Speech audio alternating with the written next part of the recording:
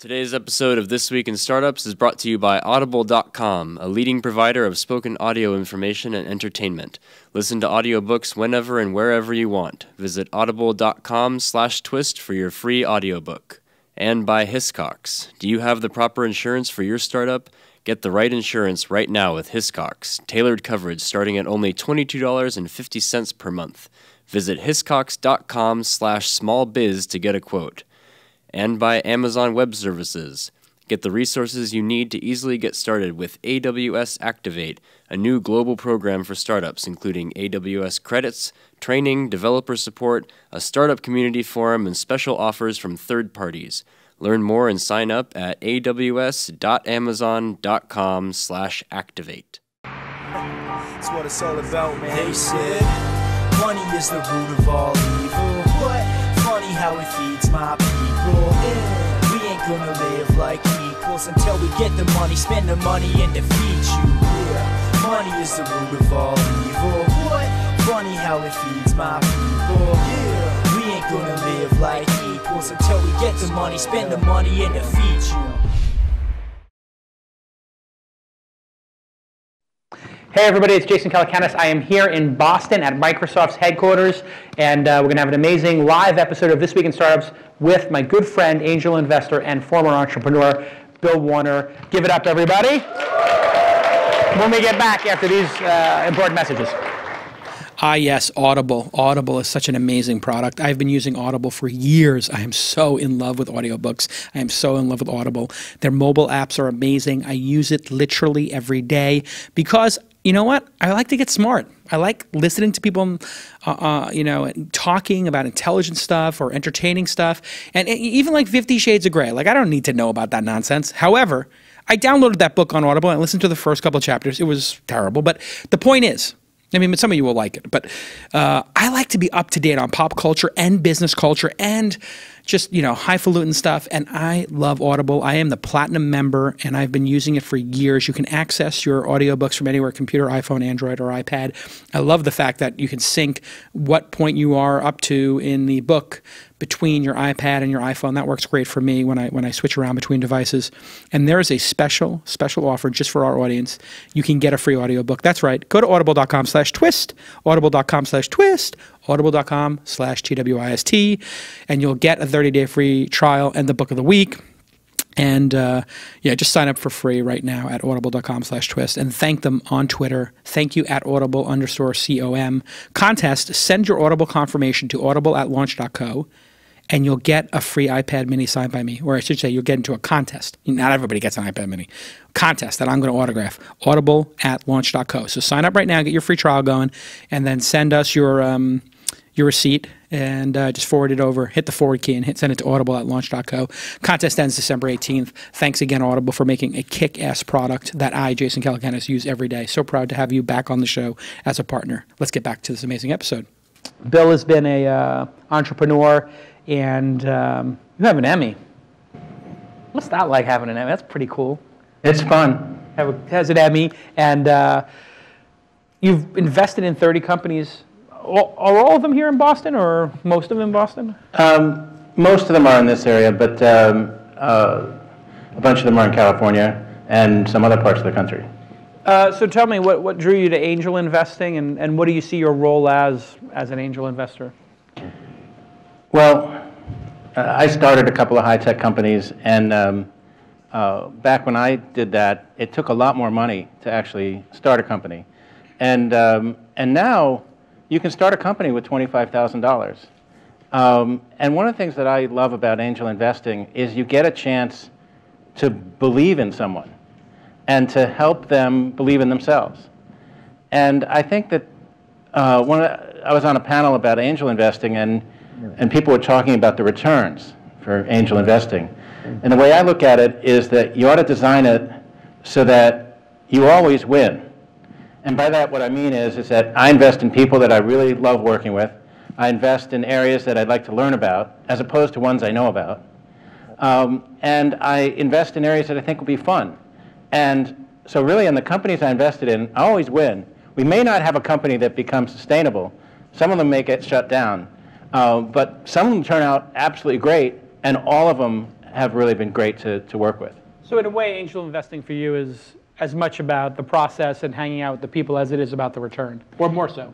Yeah, and I think that is a good philosophy for life, is to do things based on the process as opposed to the outcome. Right. I mean, I've had different rounds of angel investing that I've done in different ways, with different types of success, and some, you know, and I would say that overall, so far, I'm probably breaking even.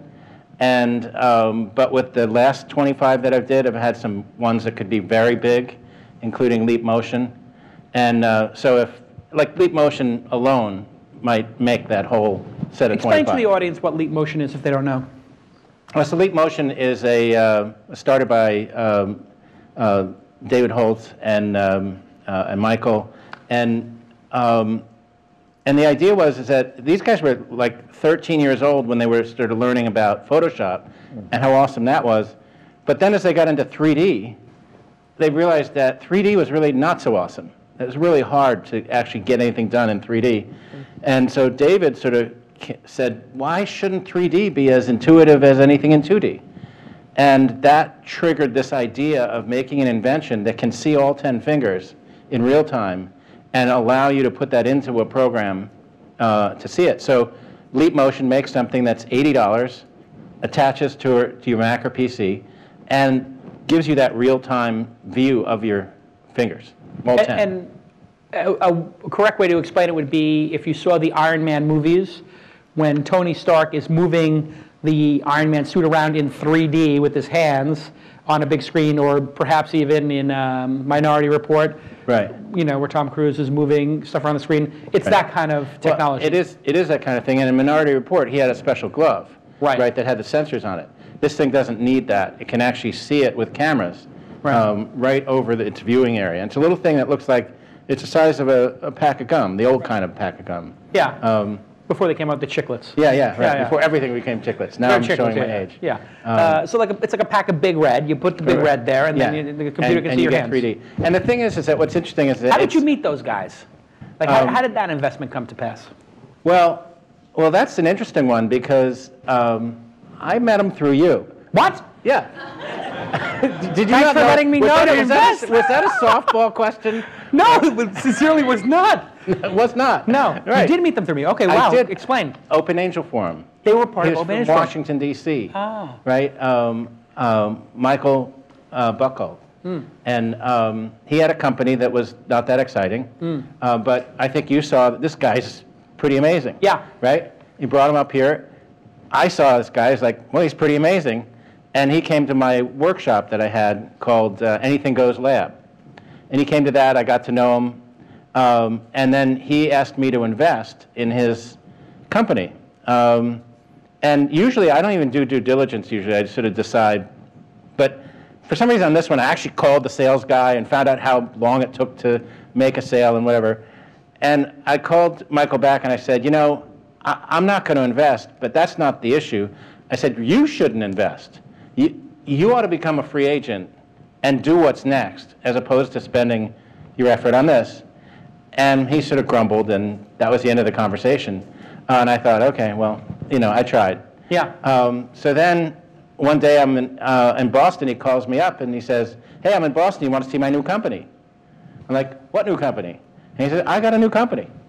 And he had reconnected with his old friend, David, and they had come up with this idea, and he had a big backpack full of equipment, and he set it up on the table, and he showed a Leap Motion that was the size of a couple microwave ovens, but it worked. It used a projector and all kinds of like LED illuminators, and but it worked, and it was amazing. And on the spot, you just decided I'm in. Yeah. And you make those decisions pretty quickly. Yeah, I like to make the decision on the first meeting. And I do something that may sound a little weird, but I don't like to look at the product. Because I find that it can be misleading. So let's say you really like the entrepreneur. The product's kind of lousy, right? Well, let's say you don't invest, but you did like the entrepreneur, but the product was lousy. Right. You know, what I found is that the current product is not really the best indicator of, you know, of what's going to happen. The Leap Motion product was kind of amazing, but it was a big monster of stuff. Yeah. But it was really cool. So I go mostly on my instincts with the entrepreneur, and also that they've gotten through certain filters. So by the time I'm talking to them, they're not just out of the blue. You know, they've either had the filter of the school they went to, filter of companies they've worked at, all sorts of other filters that I think tend to be pretty good. Yeah, and this Leap Motion investment, you think it'll return 100 times or 200 times? What does it look like now? It could be 100 times. Yeah, and that makes the other 20 investments. Right. Yeah. And that's the thing about angel investing, is that what it really comes down to is one big win out of 20. And somebody was saying that if you're not going to do at least 6, you shouldn't do it at all, which I think is a reasonable. What do you think the actual number is, though? Of what? Investments you need to do in order to get a breakout. If you were advising somebody, I mean, 6 to me seems low. The 6 is way too low. I think 25 to 40. Yeah. And that's if you've got a good pipeline and you're, right. You know, you got good connections. Right. Yeah. I mean, breakouts are rare. They are very rare. And you're saying looking at the product, for you at least, can bias you because all products suck, the 1.0 or alpha or beta, and you've missed on investments because of your own product bias. I mean, you're a product guy. Yeah, and you're saying that. You're right.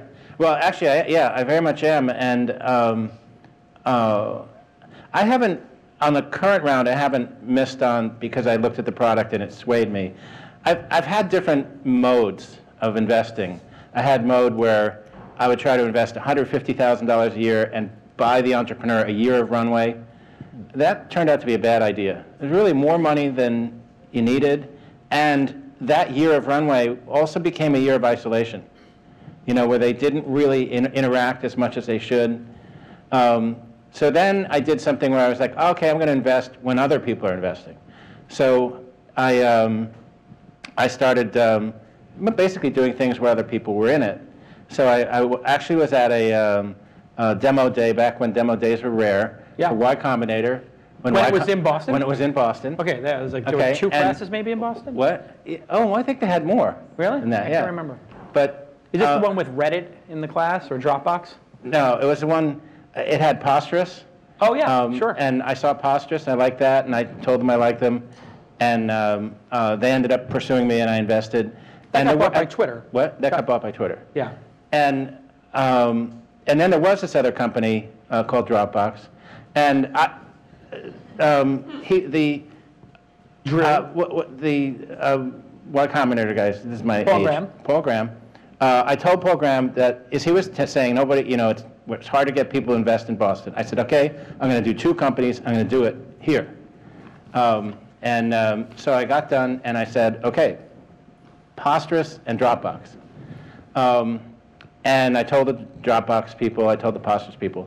Posterous people, you know, followed up a lot. Dropbox, you know, this is the thing about and you know, this is where, you know, you have to live with your decisions, because to me, Dropbox wasn't that much fun, right? It's, you know, it's the early version. It barely worked. I mean, it was just like, here's a little thing in your system tray. You open it up, you see a hard drive. It was like, what's there? Is there any there? Right. Well, no, I could tell there was going to be there. I really felt they had it was a good team, good company, but I didn't pursue it, even though I could have had first, you know, pre-first round. It would have been notes. Wow.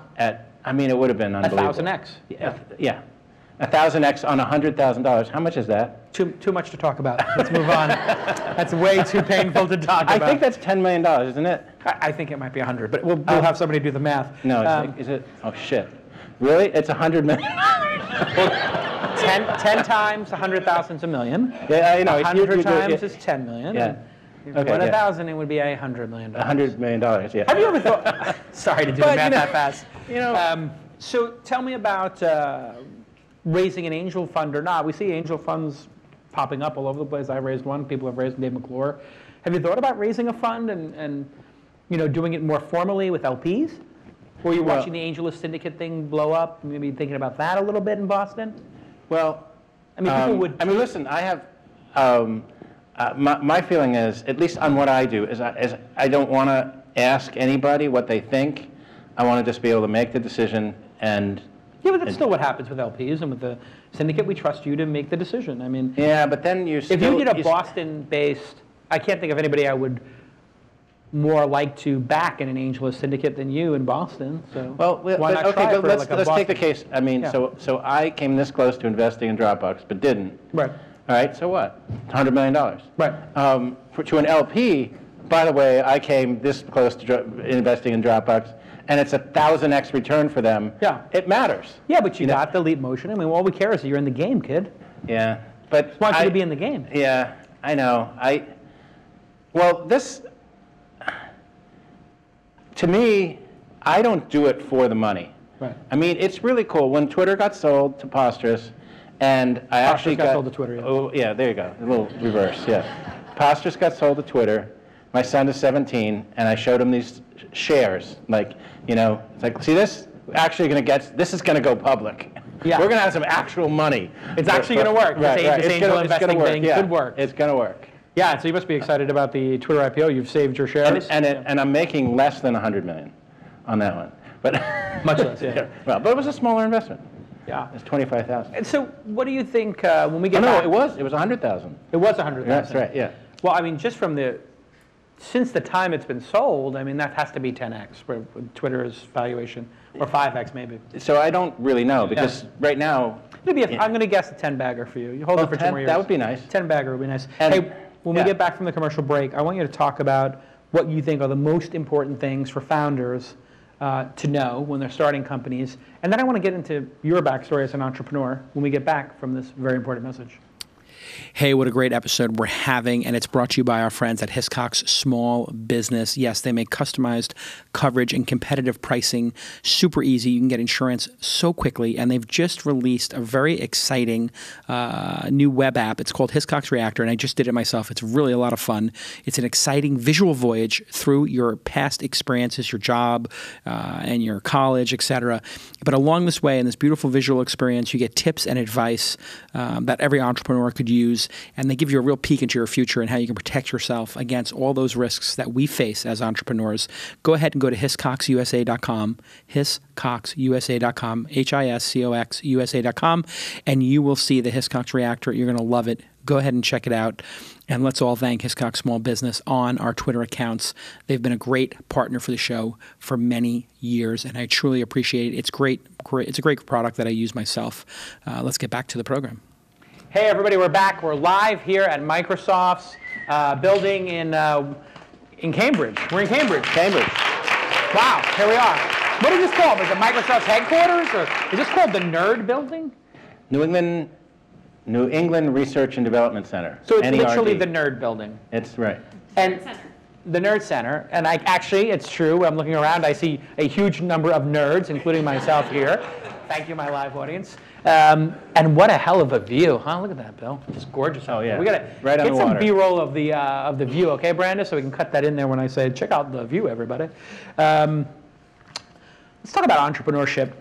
And at your core, what do you think, as an entrepreneur yourself and as an angel investor, you've learned is important when people decide they're going to become an entrepreneur? Well, I think there's something that's important that people usually don't hear about, and that is they're so focused on designing their first product that they neglect to design their first company. And what happens is because they're neglecting designing their first company, someone else does it for them.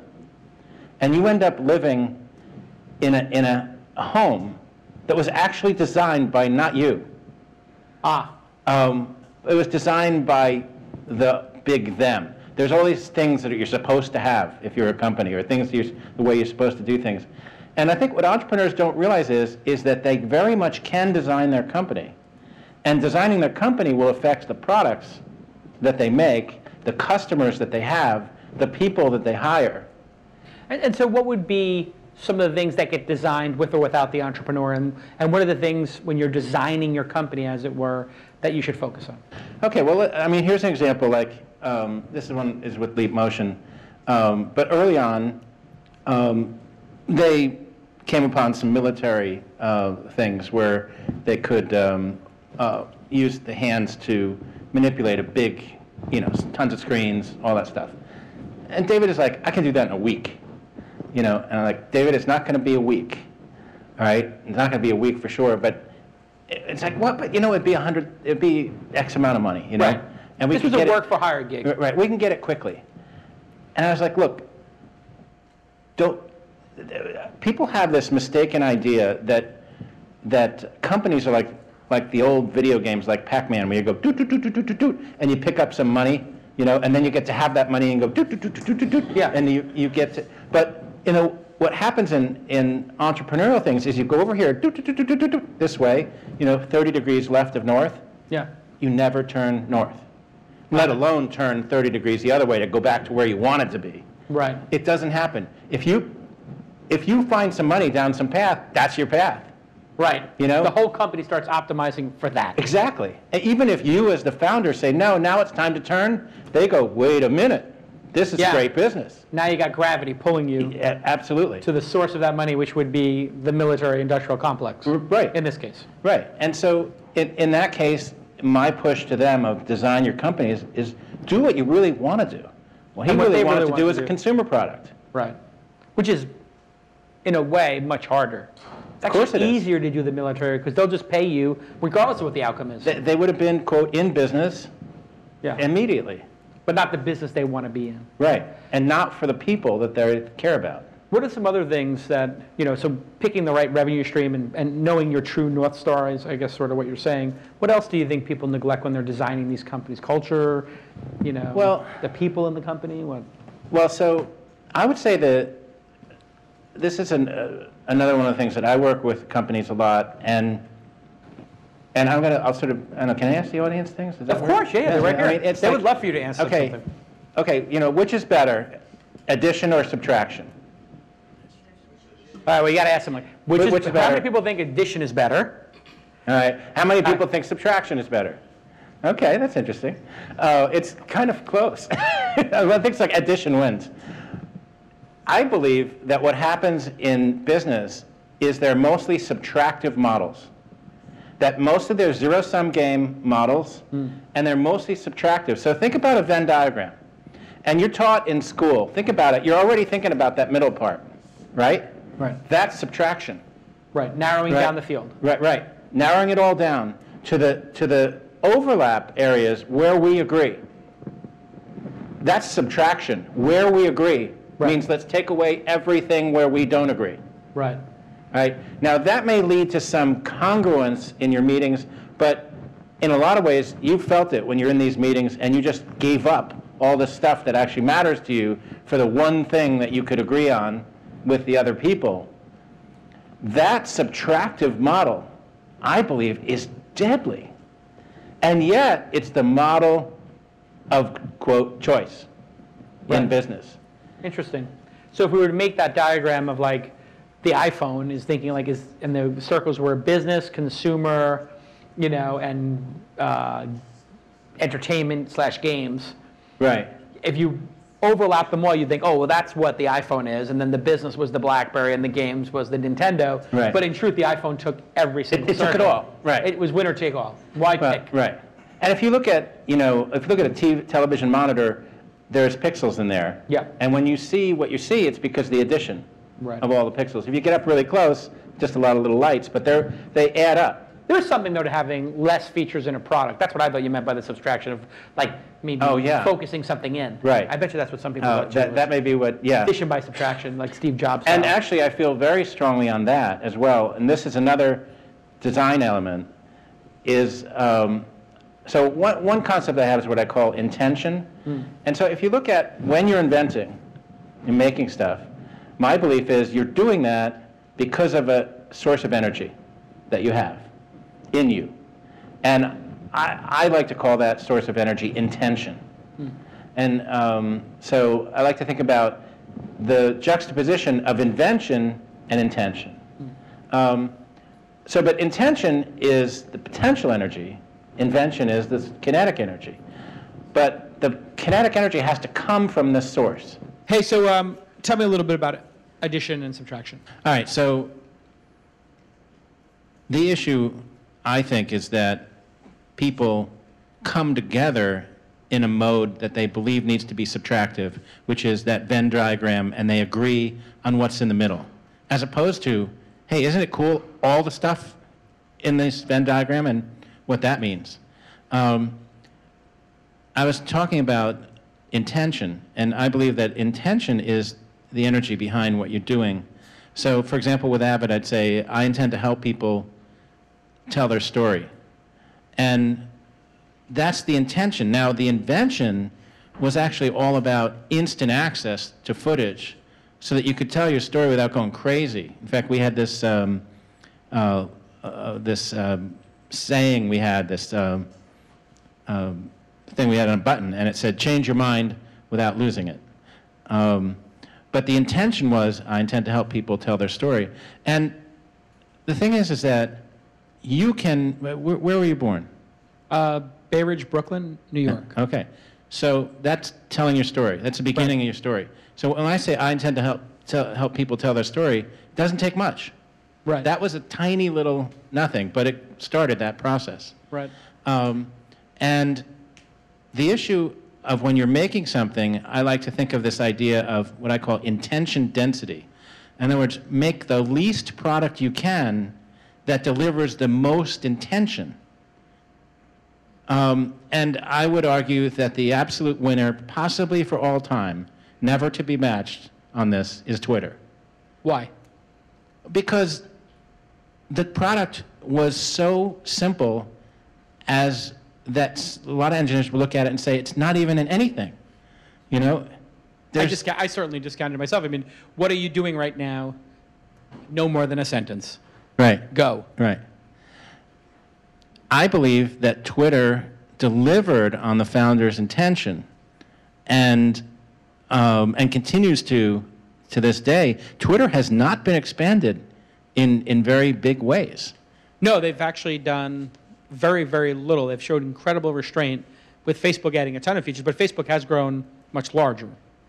Right. Well, Facebook has grown large, but I would argue that the intention density of Twitter is incredibly high. And what that lets you do is make something that is really rich without being really complex.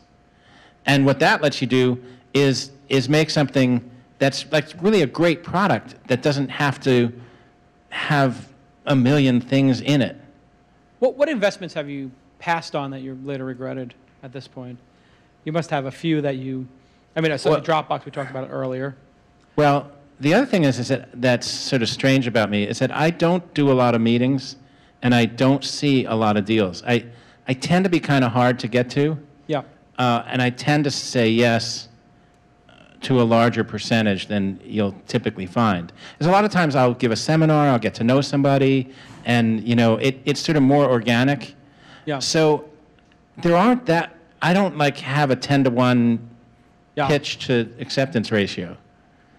So I'm, you know, I mean, really Dropbox is the big one, but that was sort of before I started doing the smaller investments. Let's talk a little bit about your entrepreneurial career. When did you first become an entrepreneur? Well, I mean, ever since I was a kid, like I love photography, and when I was 16, I started a company to make photos for day camps.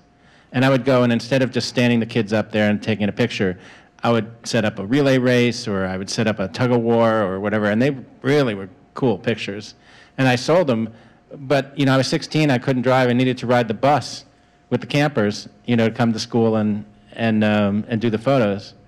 And what drove you to do that business? You just wanted to make money, or just wanted to see if you could get people to pay you for something? Well, was your dad or mom an entrepreneur? No, I just love doing photography, and I always have, still do. I have my camera here in my pocket. Yeah. I was taking pictures of you earlier. Yeah. And just love photography, and that was a chance to be around kids and take pictures in an official way. And yeah, I made in whatever year that was. I don't know. I was 16, and I was born in '55. You do the math. It was 1970 or something. Yeah, yeah. I made like $1,000. You know, nice. So that's pretty good. Pretty good take for a 16-year-old in 1970. Yeah. Now, your first business, though. Well, my first business was right when I got out of. Well, let's see. No, my first business that I started was it was called Bionic Control Corporation, and it started because I was in the hospital room. Back then, there were 4 people. I got hurt in a car accident and had a spinal cord injury, and that's why I walk with crutches. And I was in this room with 3 other people, all of whom their handicap was way beyond mine, which had a good effect of making me not be able to feel sorry for myself when I saw what they went through. And one of the guys was a quadriplegic, and he was talking on the phone to his girlfriend, and in those days there really was an operator in the hospital, and she was saying to him, hang up the phone, as somebody had cradled it for him, and he said, no, I can't hang up the phone. And she's like, why not? And he's like, well, because I can't use my hands. He was a quadriplegic? He's a quadriplegic. Yeah.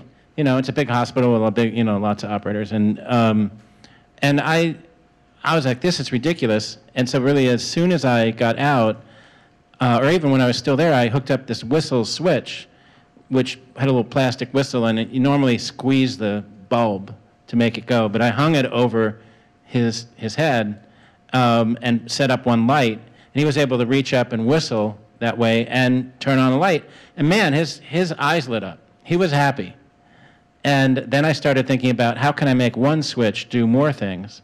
And I built a mechanical sequencer, which actually blew up on my parents' dining room table one night. And then I met a guy who was all into digital, and a dirt farmer from Alabama. And he said, all you need is this. And he handed me what I thought was the Bible, and it was the white Signetics data book for 7400 series chips. And he showed me how to do it. And you wound up starting a bicycle corporation? New England Hand Cycles. Yeah. And which you ride to this day, a hand cycle. Yeah, I have a hand cycle over there. Yeah.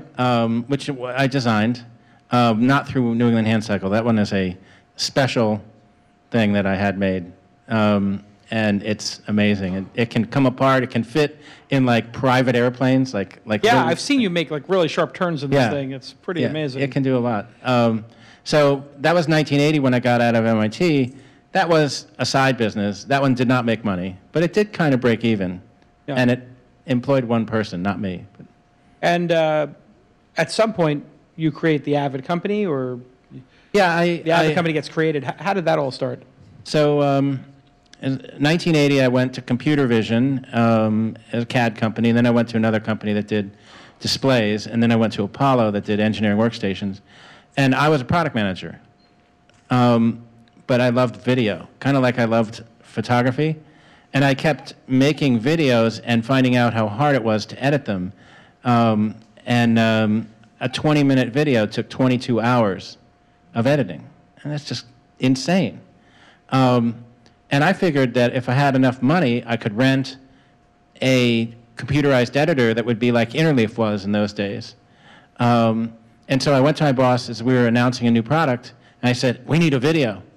And he said, how much is that going to cost? And I said, well, we got to rent this computerized editor for a day. It would be $3,000. So I got the budget, went down to rent the computerized editor, and found out that all it did was control tape decks.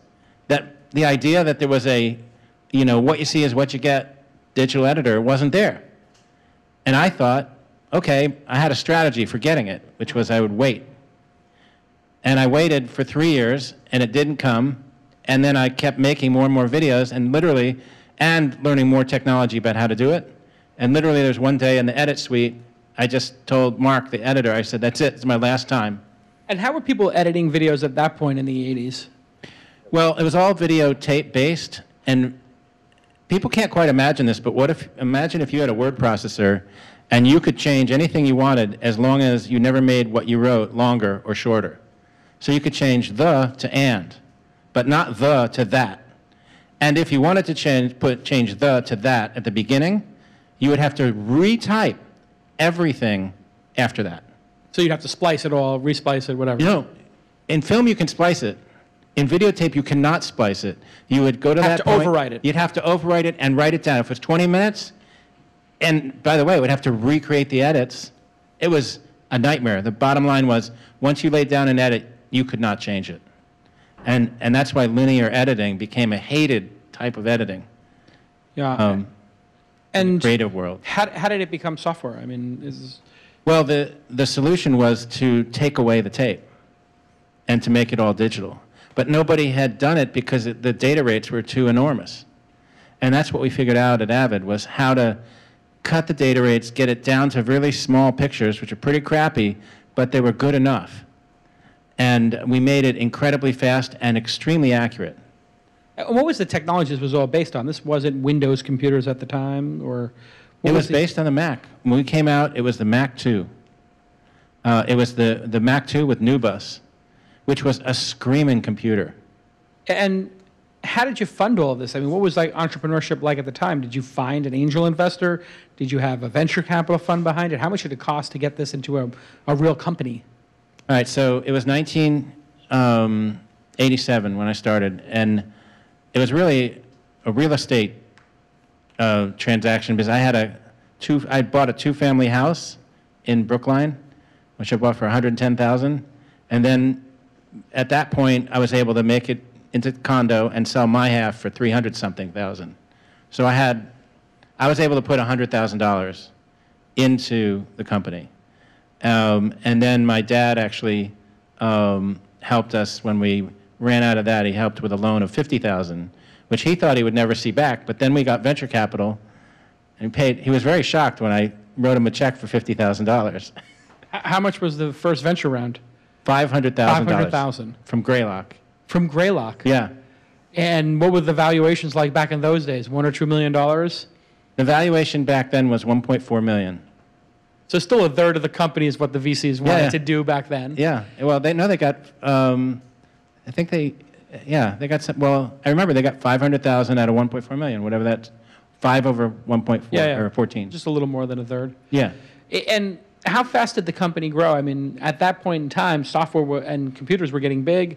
The movie business was embracing this, and digital was about to happen in the early 90s. How fast did Avid grow? It was nosebleed fast. I mean, so it went from $1 million of sales in '89, the year that we announced and shipped. And it was a $10,000 product, $20,000 product at the start? $85,000, $100,000. Wow. Yeah. So you had 10 customers that first year or something, or 20 customers? Well, that's good. I don't know. Yeah, we probably converted 10 or so. But so we did $1 million, then we did $7 million, then we did $21 million, then we did 54, then we did 113. Isn't it amazing how entrepreneurs never forget? You don't forget those like things. That? I had. Why is that? It's because it's so rare and so magical that a company takes off like that you could instantly remember exactly how magical it was. 240 million. Then after that, yeah. and then you went and then public. 400 and something million.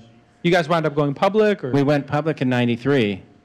So 91 was the $20 million year, 21 million.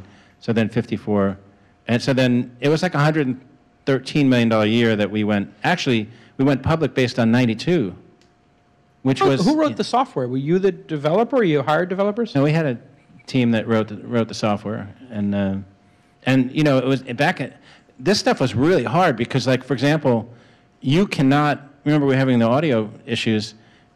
On editing, you can never glitch the audio. You can actually glitch the video a little bit. People may not notice it. But as one of our advisors said, you have eyelids, but you don't have earlids. And as a result, the audio always has to be perfect. And getting it to be able to pick up, it actually turned out that anywhere where there was a lot of little audio edits was the hardest thing, is it had to go find those on the disc and make sure they're all in sequence so that they're ready. When was the first time a major movie or television show or something was used Avid and sort of switched over? And what was that moment like for you guys? So we hit TV shows earlier because TV shows start they're mostly a video process. We hit film starting in '93. And there was a little film called Lost in Yonkers that was the first one. But then there was a gigantic film called True Lies that was done by James Cameron. And that was the first $100 million film. And he edited that on Avid, and that was huge. And then that led him to do Titanic on Avid. Wow, what a run. Yeah. And the company goes public at some point during all that? We went public in '93. Yeah. Wow. And back in those days, like a normal-sized company with kind of normal-sized revenues could go public for like a normal amount of money. Yeah, you just need to have 25, 50 million in revenue. Well, we had that previous year, we had, I think, $50-something million of revenue. And we raised $80 million in the public offering. Now, you've seen the boom-bust cycle now many times. In fact, after you went public, shortly after that, we had the stock market crash in 94, 95-ish. And then there was another one, obviously, in 98 or something. It was like a mini one, and then the big one in 2000. Watching these cycles, where do you benchmark we are right now in terms of, is it a bubble? Is it not a bubble? Is it sustainable? Is it frothy? Yeah, I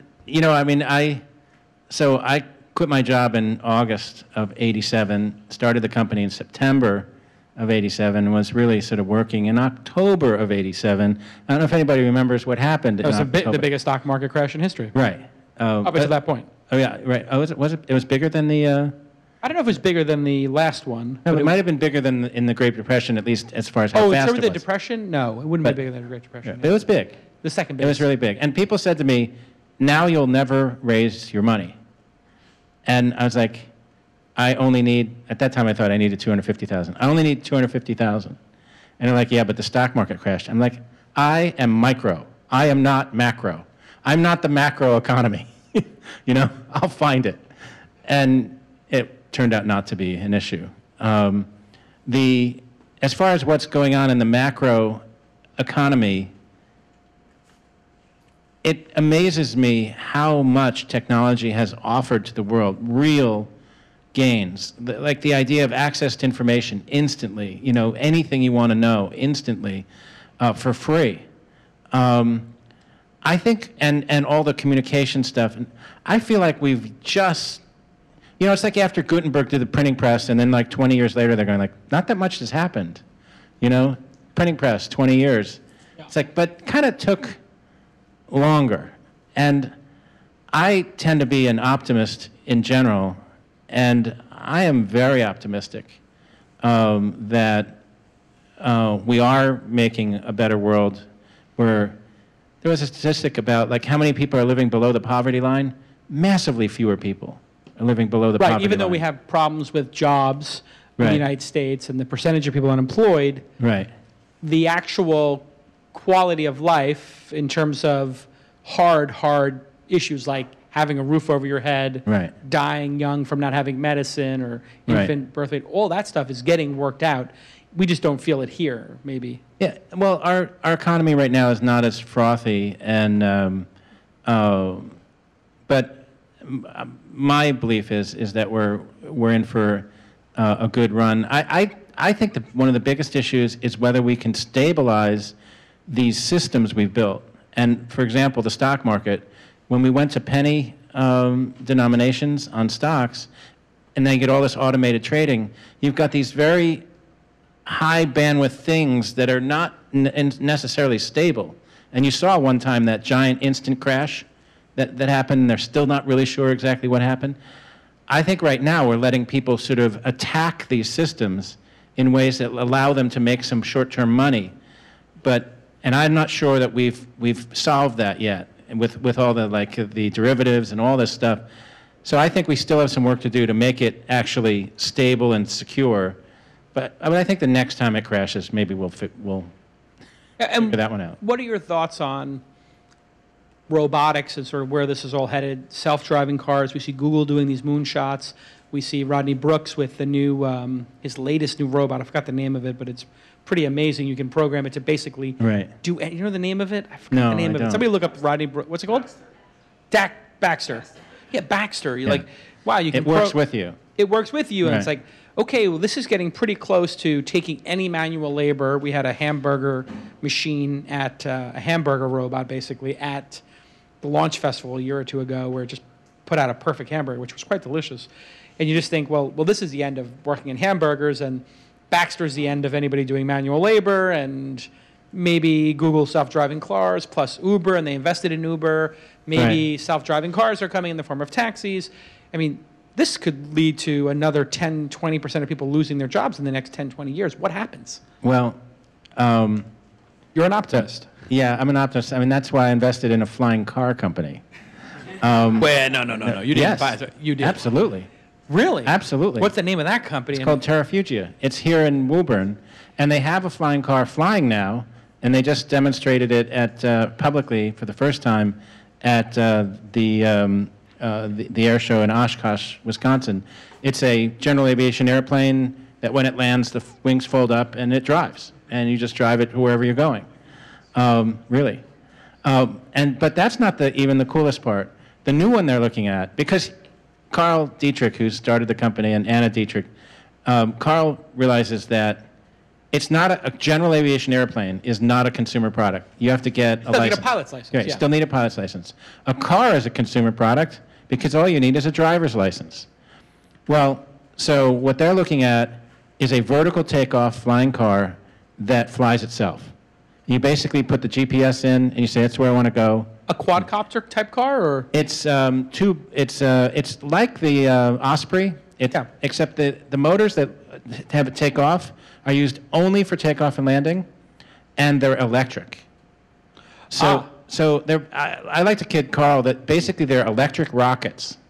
It's literally it's like a rocket-assisted takeoff, 1 megawatt of power to take this thing up to cruise level, and then for cruise, it's actually a Corvette engine running a pusher prop. So it can cruise 500 miles.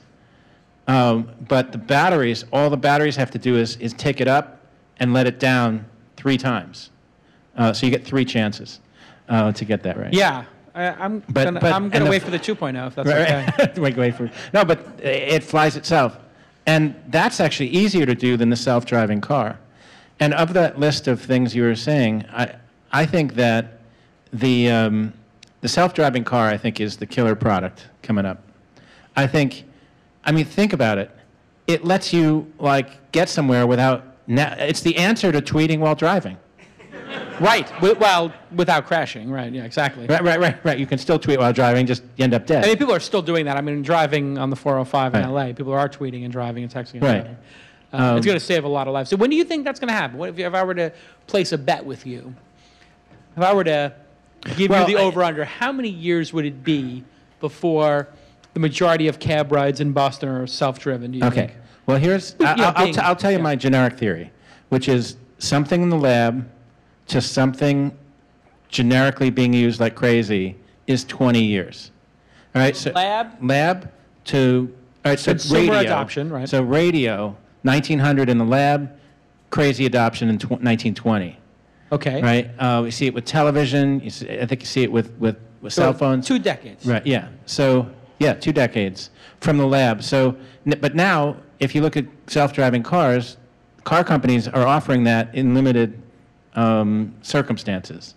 Yeah, so we're already adaptive driving. Right. We're already into this. I don't know how long Google has been doing it. Self-driving cars. I think it's probably in the order of 3 to 5 years. Is it right? Yeah, it's probably closer to 5 than 3, I think. Well, so I'm going to use my algorithm. I'm going to say 15 years crazy adoption.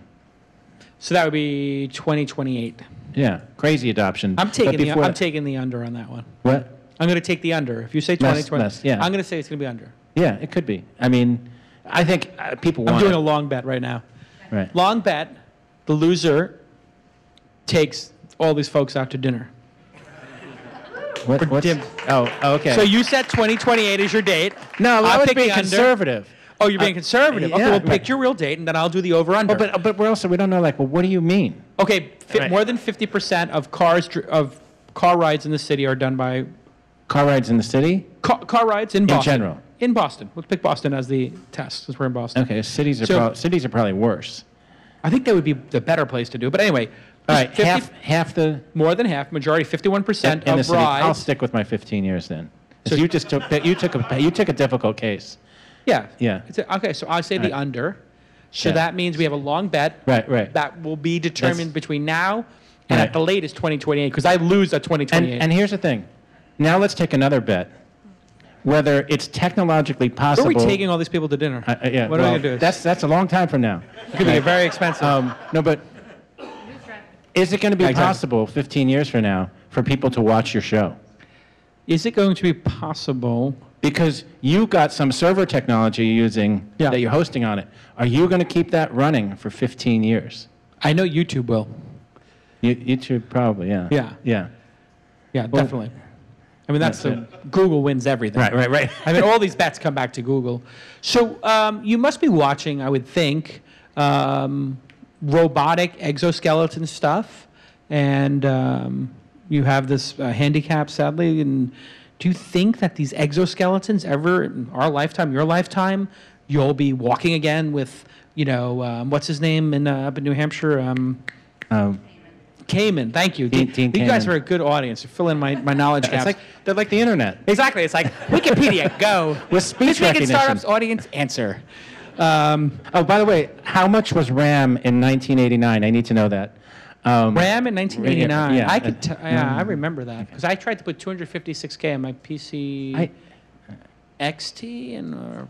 Somebody will find that. Yeah, it's going to be in the order of like. All right, but a meg would be 1,000. You were I about bet. to shove me into some exoskeleton. Yeah. So what do you Right. think? I mean, you watch that stuff, right? I mean, it's got to be. Oh, he's got a handicap. Shove him in an exoskeleton. Right, exactly. Like this, it's something that people are looking at and saying, "Hey, I mean, this could be Right. obviously that everybody wants to use it for war, Right. And these soldiers are going to be able to carry 300 pounds and they're going to be able to kick ass and mech warriors, all this nonsense.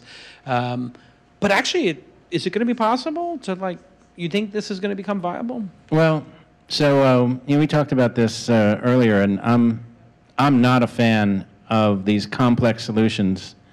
The problem with them, and one example I give is if you look at blind people, all kinds of technology has been made, but what do they use? They use the cane. The cane works really well. What do I use? I got crutches over there.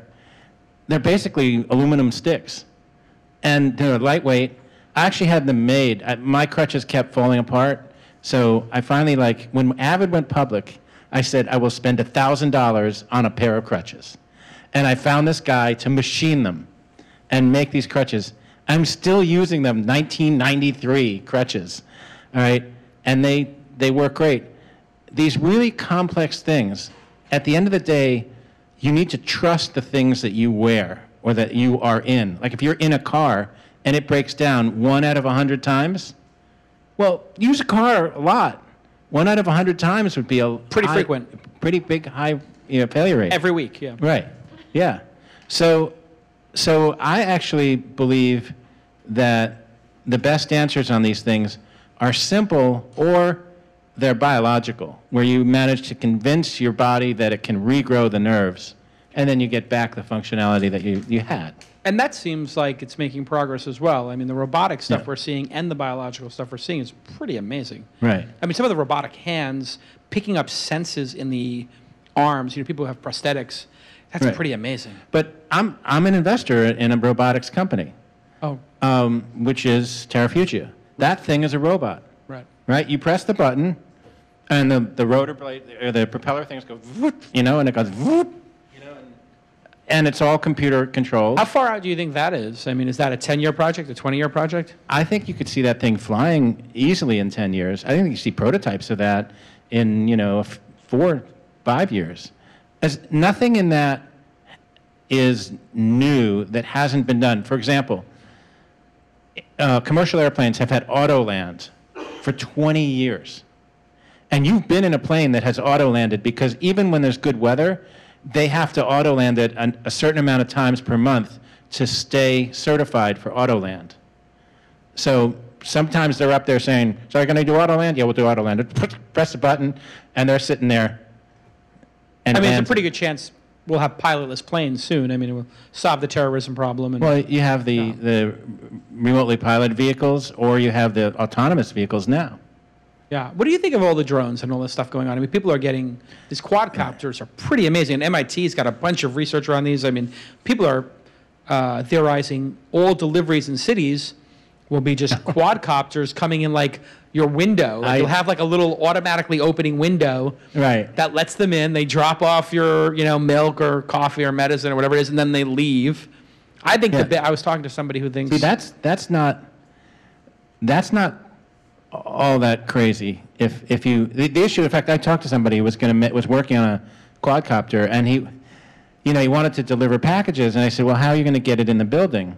And he said, I think he was Russian. He said, it will hover over here, and it will hover outside, and the people will come outside and stand under it, and it'll fall on their head. Right? You get a big lawsuit. But so that I don't think works that well. But if you actually had the interface right into the building, the window just automatically opens. It zips in. Right. It'd be like a little tongue. It would go out.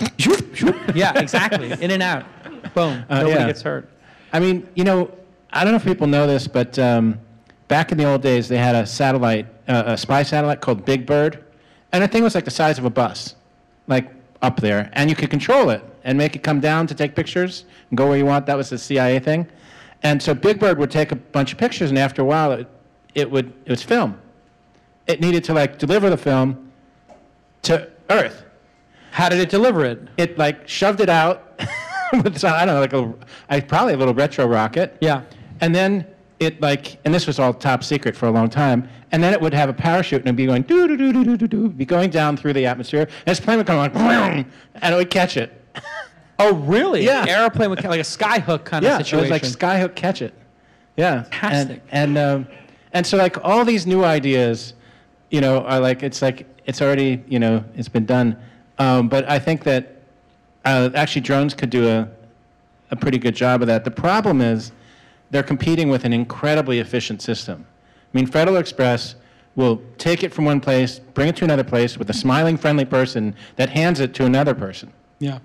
So you've been in the business for so long. You met Gates and Jobs, I'm sure, many times. Well, I met Steve Jobs once. Only once? Only once. Tell us.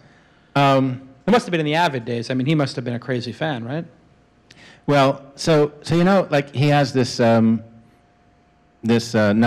that has like the reality distortion field. Sure, yeah. And actually turns out that knob has an off setting. It does. It actually does. I saw him when he wasn't really trying to do much in the way of reality distortion.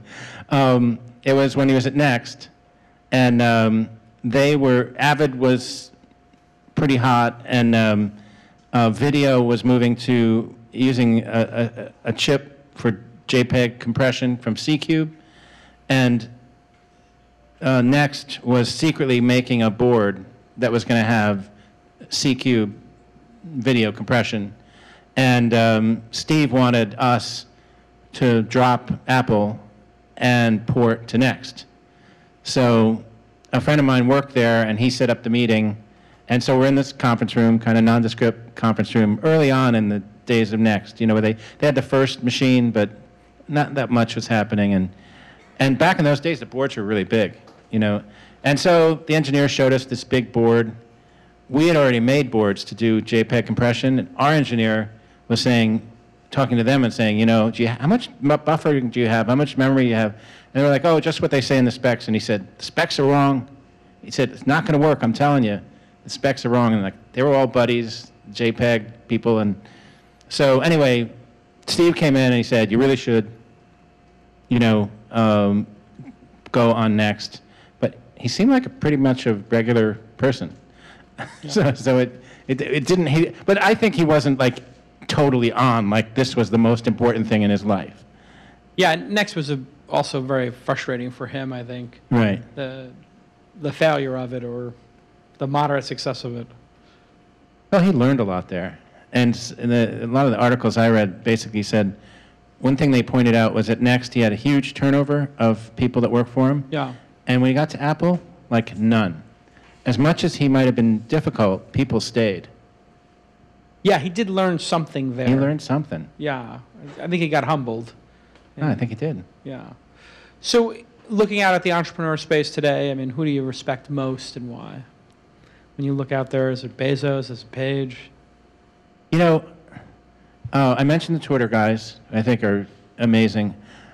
I got to say, Google is pretty damn impressive in the sense that I think they built a fundamentally awesome product that was truly, I think, engineered to follow the intentions of the founders. To, like, for example, when they first of all, saying no to advertising for so long, but then when they did advertising, doing it in a way that did not take away from the experience. And now if you look at the big companies, you know, Google is creating a great range of products and in all these different areas. And as an absolute Apple fanboy, it hurts me to say that it's Google, and I wish I was saying Apple. Is Google more innovative than Apple today? What? Is Google more innovative than Apple today? I think so. I think it's, yeah. I hate to say that. That kills me. But it's true. Google Glass, self-driving cars. I mean, the ambition seems uncapped. Well, but, you know, but also things that are everyday products that you count on, Google Maps. I mean, it's a great product. It really works. It's really reliable, and what do you think does the about job. Apple post Steve Jobs and how they're doing today? You see the iPhone 5S and 5C launch. What do you think of the state of Apple 2 years after the death of Steve Jobs? Oh, well. Good time to be honest. What do you honestly think? You're a fanboy. Well, I'm worried. I mean, my hope had been that maybe Steve was suppressing a lot of talent, and that because, for example, when he was at Apple, he was against color. He was dead set against a color computer, right? And he was dead set against openness on the devices, which he, you know, continued to be. Yeah. And when he left to go to Next, it freed up people to do what they wanted to do, which was a color machine with the new bus, which, guess what? Avid would have never been possible in that time frame without that. So I was sort of hoping that maybe there was this sort of clamps that were on that would, you know, come off, and that maybe Tim Cook could harness that, and maybe that's what's coming. I still hope that, but that's not what I've seen. So, if you were running the company, what would you do? Oh, jeez. I mean, there's been a lot of talk about it. Chamath was on the program the other day saying, you know, they're going for margin, not market share. It's a huge mistake. Do you agree with that? You know, you always hear these things about, like, what would you do, like, in sports? You know, like, if you were running the Red Sox, what would you do? Would you pitch this guy or pitch that guy? You know, and everybody can sit here with, like, you know, the armchair quarterback. And my first answer on that is, I don't know. Because really, these great products, I think they really come from the heart. They come from people who just make it happen. And I think we all saw and felt the effect of Steve Jobs.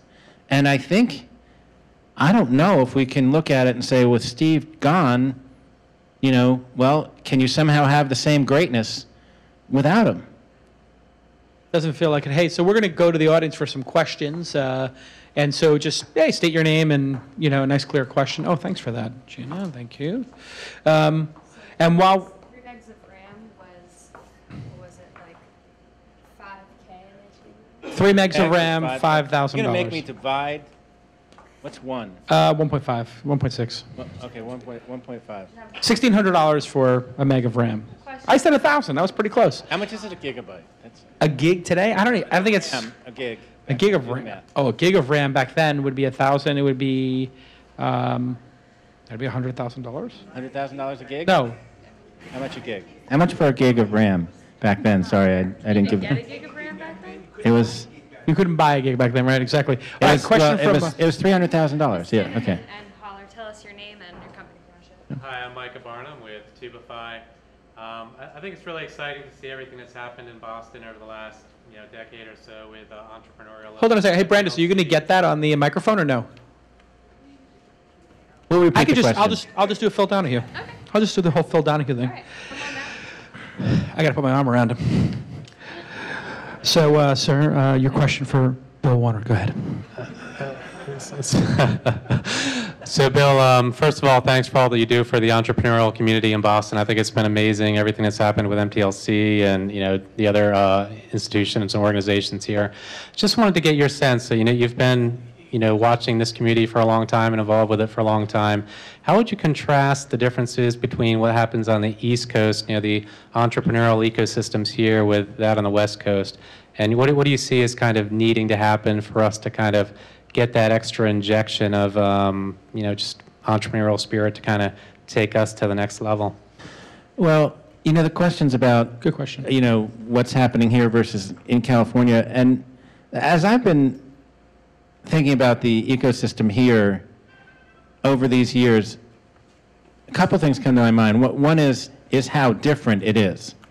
And so first I want to talk about what's happening. And what I think, like in 2008 or 2007, people were complaining so much about what was going on here. There were 11 people in Kendall Square over there that you would meet on the street.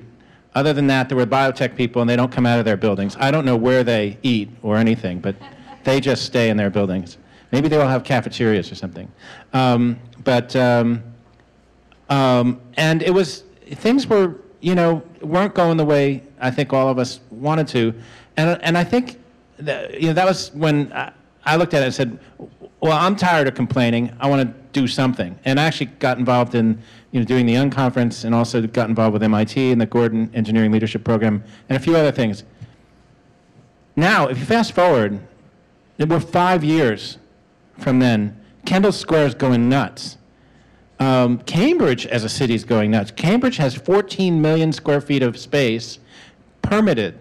Cambridge just cut its property taxes and its business taxes by 3%. Cambridge has $145 million in the bank. We live in a bubble here. We just did a $250 million renovation of the library and the high school. Came in on budget, on time. Now, the VCs are all moving here or in the Innovation District. All the colleges are focusing like they never have on innovation. My belief was that the first round of changes was sort of individual, and the second round of changes are institutional. The institutional changes are all underway.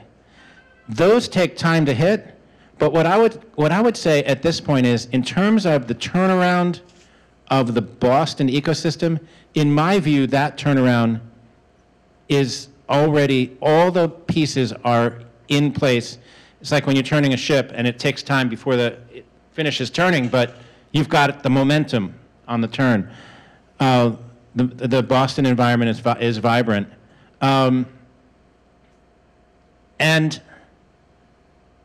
one other example is I don't know if you know this, but MIT just signed a deal with the city to rezone all of this area down here. In fact, it may be including this building, but it allows them to build on the whole Main Street, put all those buildings, they own them all, and it allows them to redevelop it. But part of the deal, and we give credit to Tim Rowe for doing this, is he went to them and he said, listen, if you're going to make space for all these big companies, make space for little companies.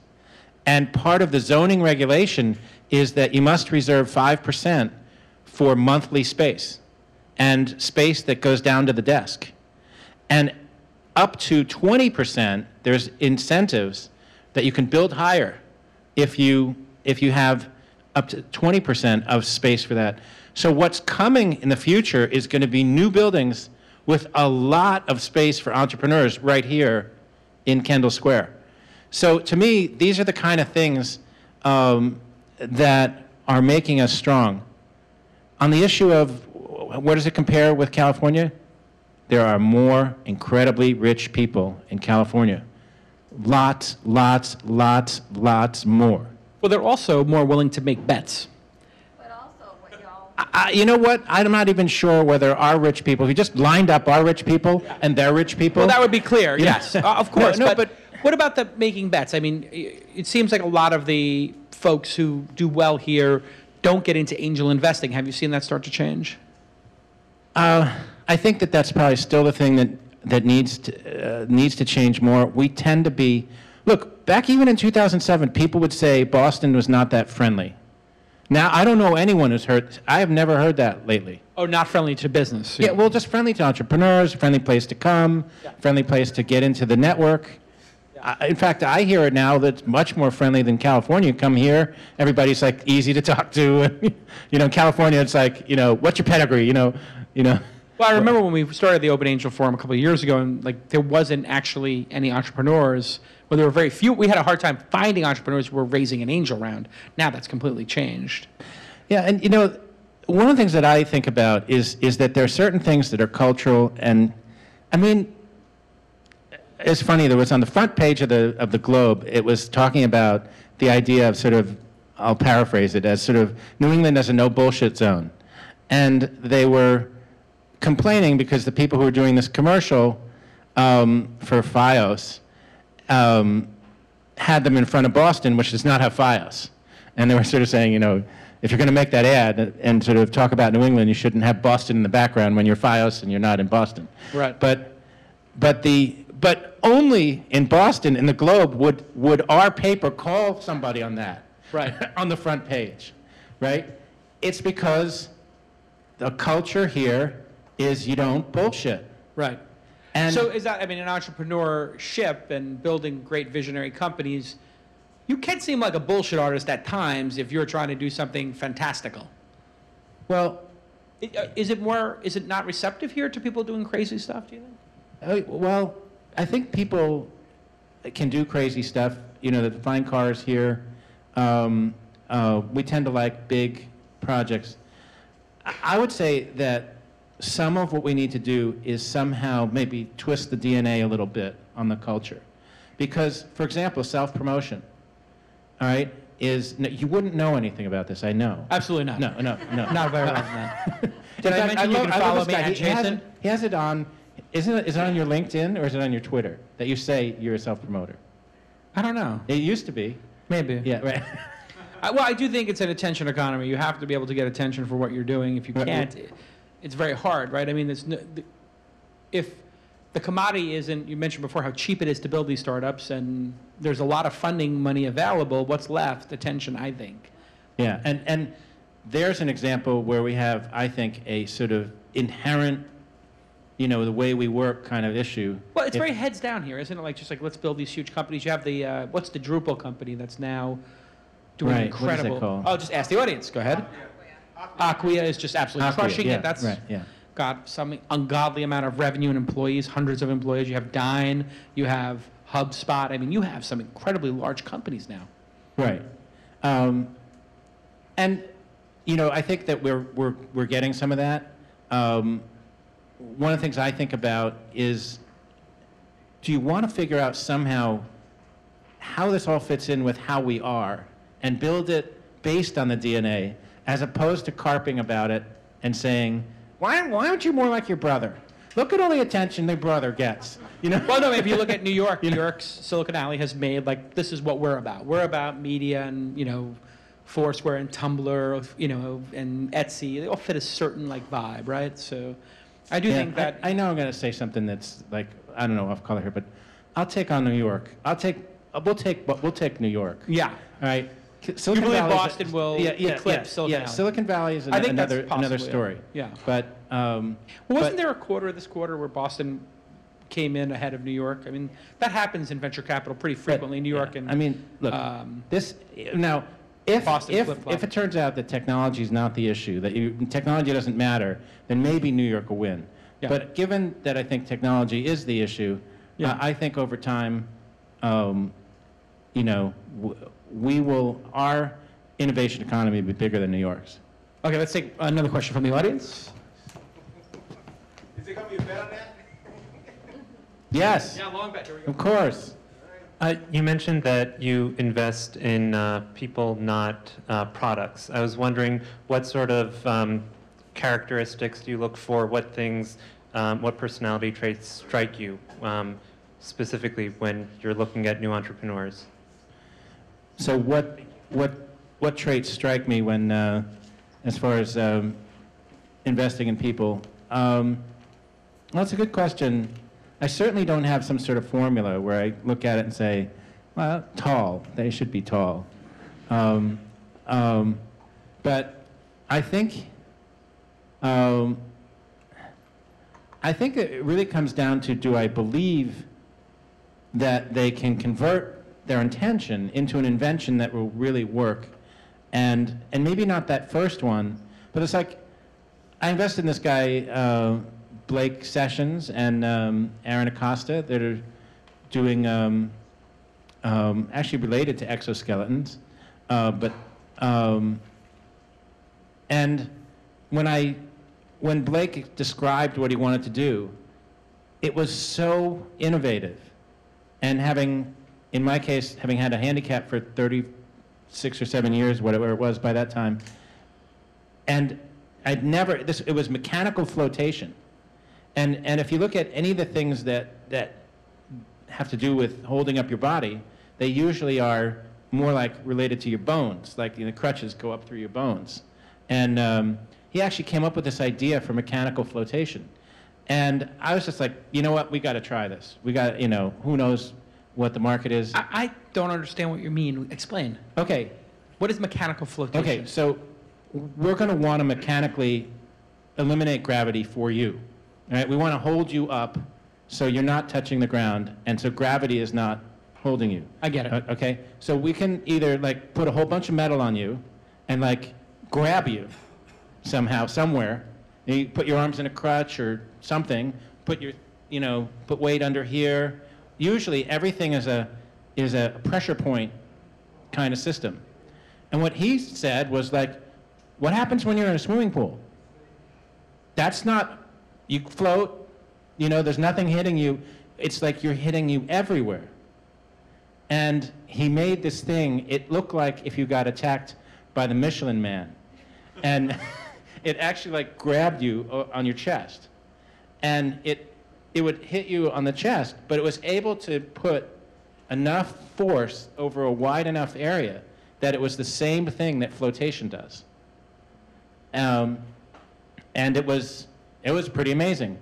But he wanted to use it for an exoskeleton, so it would take the load so that you could be, have these huge superhuman running, which he wanted to do through stored energy with springs. And but when he actually built it, he was like, yeah, this isn't good enough. It doesn't feel that good. I don't really like it. You could make a little company just on this mechanical flotation thing. Because, for example, people with problems with sitting and the weight, you could shove this thing on people and hold them up and keep them from having pressure sores. But that's not where he went. He kept going on what he really cared about. And I think so something about relentlessness or resourcefulness, relentlessness? Back to the sort of traits issue, if you boil it down.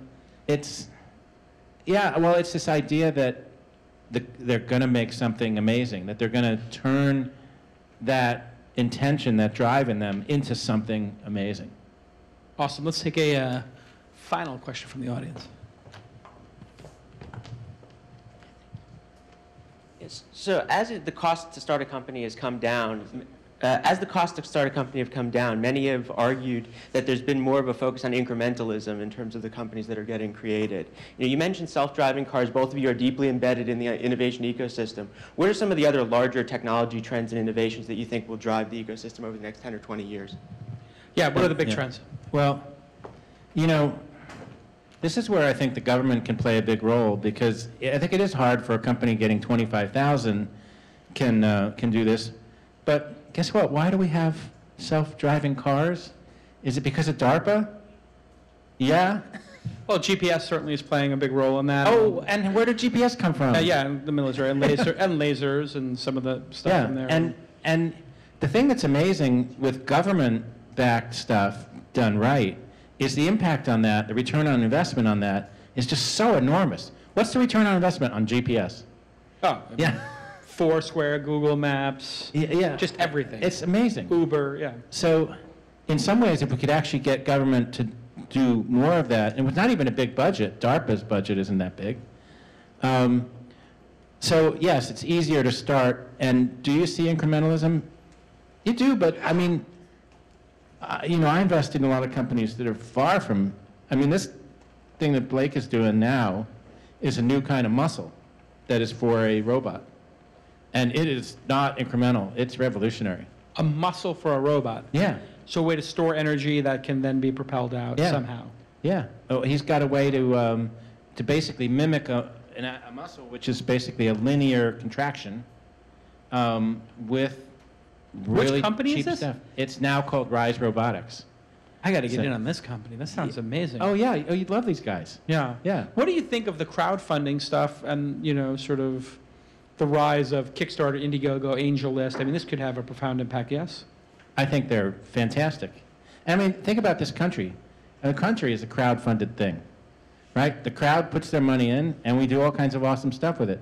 People can complain, oh, the government spends too much money, does all this stuff. Actually, we have a pretty amazing government, a pretty amazing country. We do pretty amazing things, and if we want to go to war, we're pretty amazing at that. You know, and crowdfunding, I think, is also amazing in that little amounts of money from lots of people makes real, visible progress. We did pretty good with the crowdfunding of stopping Hitler. I'm not sure everybody... Of what? The crowdfunding of stopping Hitler was pretty well done. That was, yeah, right. Yeah. Well, that was borrowing. Yeah. But I think it paid off for everybody around the world. It did. Maybe yeah. the Iraq War not so much. Right, but right. hey, listen, this has been an incredible discussion, and we could go on for hours and hours.